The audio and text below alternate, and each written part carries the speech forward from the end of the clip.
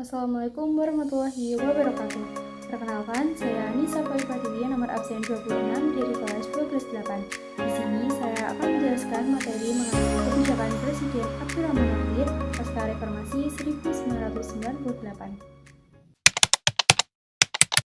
Yang selanjutnya adalah masa pemerintahan Abdurrahman Wahid sebagai Presiden Indonesia berlangsung dari Oktober 1999 hingga Juli 2001.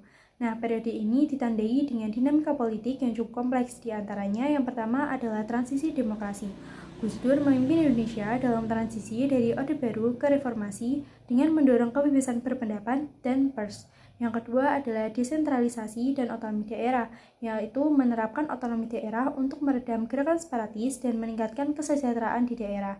Yang ketiga adalah hubungan dengan militer, yaitu mengurangi peran politik militer dengan merestrukturisasi TNI dan memisahkan Polri dari ABRI.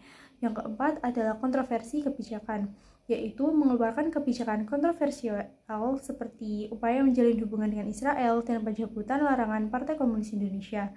Yang kelima adalah konflik dengan DPR dan impeachment, sering berselisih dengan DPR yang berujung pada mosi tidak percaya dan pemakzulannya pada Juli 2001.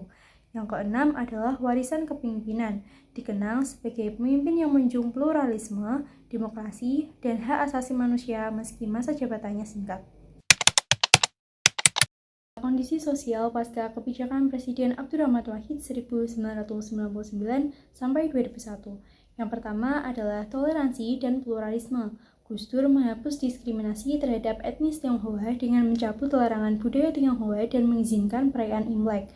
Nah, meningkatkan kebebasan beragama dengan memberi ruang lebih bagi kelompok minoritas dan agama di luar 6 yang diakui secara resmi. Yang kemudian kedua adalah konflik sosial. Yang pertama adalah Aceh, mengusulkan referendum untuk memberi otonomi lebih luas, bukan kemerdekaan. Yang kedua adalah Maluku, berusaha meredakan konflik antar umat beragama, tetapi bentrokan masih juga terjadi. Yang ketiga adalah Papua, mengizinkan penggunaan nama Papua sebagai bentuk penghormatan terhadap identitas budaya setempat. Kemudian yang ketiga adalah kebebasan pers. Gus Dur memperluas kebebasan pers dengan menghapus kontrol ketat terhadap media. Nah, ini tuh memungkinkan munculnya media independen yang lebih kritis terhadap pemerintahan. Nah, yang keempat adalah HAM dan pendidikan, mendorong pendidikan inklusif dan menekankan perlindungan hak asasi manusia dalam kebijakan negara, meskipun pelaksanaannya masih terbatas karena masa jabatannya yang singkat. Kemudian yang kelima adalah dampak ekonomi terhadap sosial. Krisis ekonomi 1998 masih berdampak pada tingginya angka pengangguran dan kemiskinan, sementara ketidakstabilan politik membuat investor ragu untuk berinvestasi untuk Indonesia.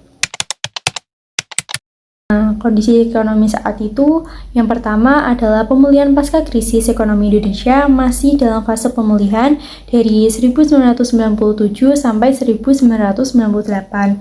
Nah, pertumbuhan ekonomi mulai membaik dari 13,1% menjadi sekitar 4,9% pada tahun 2000. Yang kedua adalah stabilitas rupiah dan inflasi. Rupiah menguat dari sekitar 8.000 US dollar menjadi sekitar 7.000 US dollar. Inflasi berhasil dikendalikan turun dari 77,6% menjadi sekitar 3%. Yang ketiga adalah masalah investasi dan kepercayaan pasar. Kebijakan ekonomi Gus Dur yang sering berubah dianggap kurang pro-bisnis. Ini menyebabkan investor ragu. Nah, hubungan yang kurang harmonis dengan DPR dan dunia usaha memicu ketidakpastian ekonomi. Yang keempat adalah krisis keuangan negara. Indonesia masih sangat bergantung pada bantuan IMF dan utang luar negeri. Defisit APBN meningkat karena beban pembayaran utang dan subsidi. Yang kelima adalah otonomi daerah dan dampaknya. Gus Dur mulai menerapkan otonomi daerah yang memberi kewenangan lebih besar ke daerah dalam mengelola ekonomi. Namun, implementasi awalnya memicu kesenjangan fisikal dan birokrasi yang belum siap. Yang keenam adalah sektor perbankan dan restrukturisasi ekonomi. Pemerintah melanjutkan restrukturisasi perbankan pasca krisis, termasuk penyelamatan bank bermasalah oleh Badan Penyihatan Perbankan Nasional atau BPPN. Selanjutnya adalah berakhirnya pemerintahan Gus Dur. Yang pertama adalah ketidakharmonisan Presiden Gus Dur dengan DPR serta menteri-menterinya. Karena yang pertama adalah Upaya pencabutan TAP MPRS nomor 25 tahun 1966 tentang larangan Partai Komunis Indonesia dan penyebaran paham Marxisme dan Leninisme. Yang kedua adalah upaya pembukaan hubungan perdagangan dengan Israel. Yang ketiga adalah pengangkatan Kapolri baru tanpa persetujuan DPR. Dan yang keempat adalah memberhentikan menteri-menterinya tanpa alasan yang jelas.